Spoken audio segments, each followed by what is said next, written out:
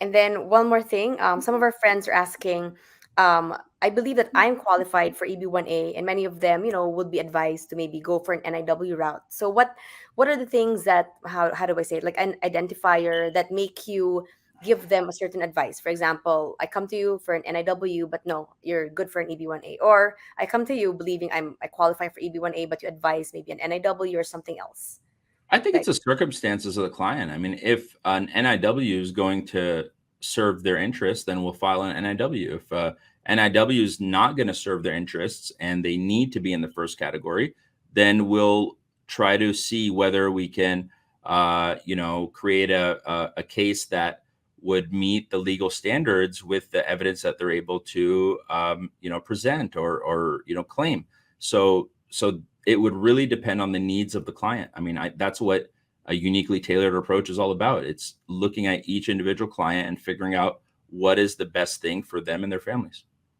that is why a 30-minute initial consultation with Attorney Sharif is really, really important, because some people think, oh, I know everything that I need to know, right? But then only when Attorney Sharif does a deep dive, that's when, oh, we figure something out, and things would even sometimes drastically change for a client specific case. Absolutely. And And there's some times where we just have to, let them know that, like, look, we'd love to help you.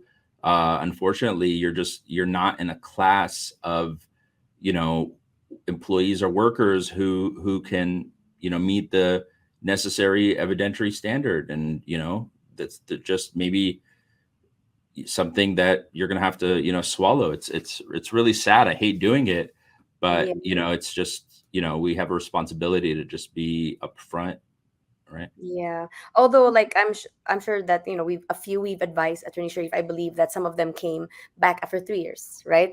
Some were like, "Oh, Attorney Sharif, I'm grateful for him.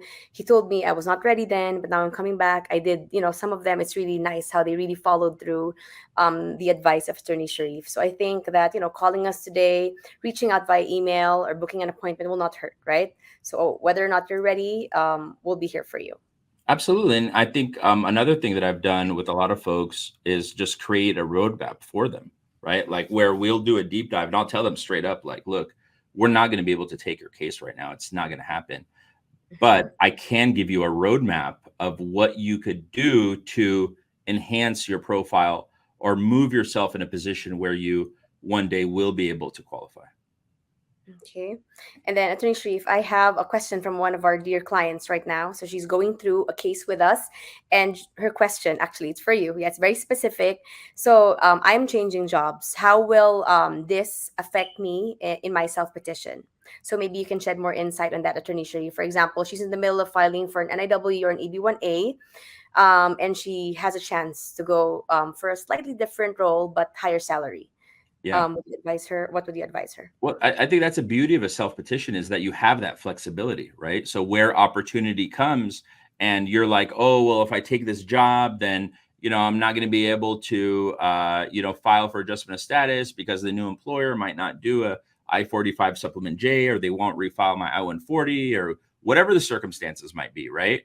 But if you have a national interest waiver, even in an, EB2 scenario, you don't have to worry about the employer providing that kind of documentation. So I would, number one, look at where she is or he is with regard to their visa bulletin status, and whether they're close, or, if it's a plausible scenario under an EB2 or EB3, you may not want to change jobs right away. So now, if that issue is off the table, the other thing I would look at, if they're engaged in a self petition, is, have we extracted all of the evidence we possibly can from the current employer? Oh, Do we yes. have we captured fully and documented every achievement, every, action that may be probative or relevant evidence to demonstrate that you meet the classification? So before you change jobs, let's make sure we extract. Because once you change jobs and you think, oh, I have good relationships, oh, I had a salad with them, Yeah. oh, no, Mhm. they might not help you. So you're better off, working while you're engaged in the company still. Before you even let them know of your plan, make sure you extract all of the evidence, all of the, data, all the information that you possibly can. including, testimonial letters Letter. and submitting Mhm. them, even if your case is going to take like a year or 6 months or something. um, like it, you should still collect the testimonial, meaning the letters of support, so-called Mhm. recommendation letters. Collect those testimonial letters. There's no expiration date on Mm, okay. statements made to government officials, right? So if somebody makes a statement, right, that, Mary's the best thing since sliced bread on, 2022 August, it's still going to be relevant statement in 2025, because Oh, at the time of the statement, that person had a subjective belief that Mary was the best thing since sliced bread. That was based on something. That fact doesn't disappear, it doesn't change. oh, okay. That's good to know because like I think that's one of the questions of many of our clients were like, when should I date this? Should I date it like closer to You the should date filing it the date? date that the person is signing it.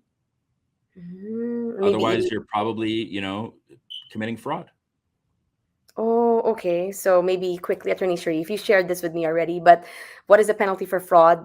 And that's why they really need to have an attorney, right, to guide them Oh through that. yeah, yeah. I mean, putting forward, fraudulent, evidence. I mean, first of all, you're probably going to be forget about your immigration hopes and dreams, right? You're never going to be able to get a benefit from USCIS, and you're looking at potential for, jail, and I mean, you have so making a false statement to a federal official, right?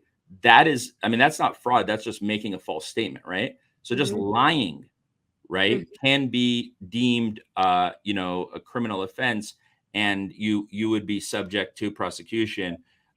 So you have to be very accurate, but it does not mean that you can't be persuasive. Mm-hmm. So there, you have to be. That's why, again, it's really important to get an attorney, whether Yeah. it's me or someone else, to review your documentation, that you can talk to. Like, if somebody comes to me and tells me what they've done, I could warn them about the penalties, and maybe prevent them from submitting such evidence, because the risk, and obviously, it's just not something you want to be involved in, right? So that's, definitely something that I would advise folks to be aware of. Be careful of, yes. So yeah, anything else you'd like to share, attorney, like your advice to many of our clients? Like just today alone, I have so many inquiries that I have to get back to in a while. Yeah, but so any like advice to those who are still reluctant? Maybe what are the things? I would say that, look, you do not have to be in a position where you qualify for an EB1A to consider the filing of an EB1A. So many times we take people who are, like here, right? Like you're kind of in an area, and then we help them get to where they need to go, right? We help them get to that place. So, there are certain attributes that are important. Salary, definitely, among the most important of all. But it does not mean that there are not other ways around it or other things to articulate. So I would just suggest, again, getting advice. I mean, look, I can't say that I'm a perfect guy, by any stretch of the imagination. I'm far from it.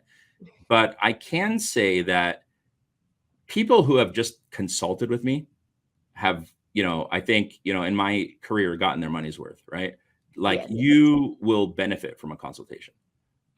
There's definitely, important insight, information that is available to you, and you may not be thinking about things holistically. You're just often thinking about things from the kind of subjective view that you have, or at most based on your maybe circle of acquaintances, right? Like, maybe the five friends that you have around you, and you're thinking, well, I'm the average of these five friends.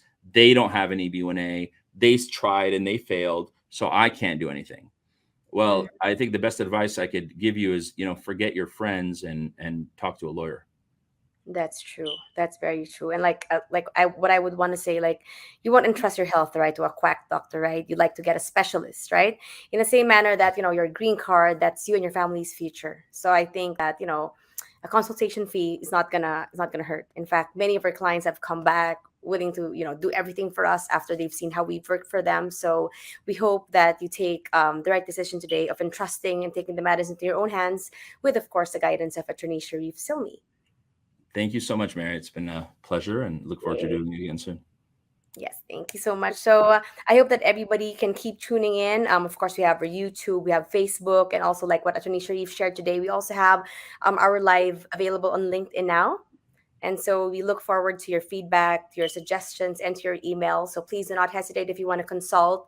It's really heartwarming to know that many of the people who email me now, who email us, say, "Oh, I've seen Attorney Sharif's videos, and it's very, very he really knows what he's doing. So I want to consult with him." And 6 months, 1 year after, they look back and they realize that they've made really the right decision. Thank you for everything, Mary. Really appreciate it.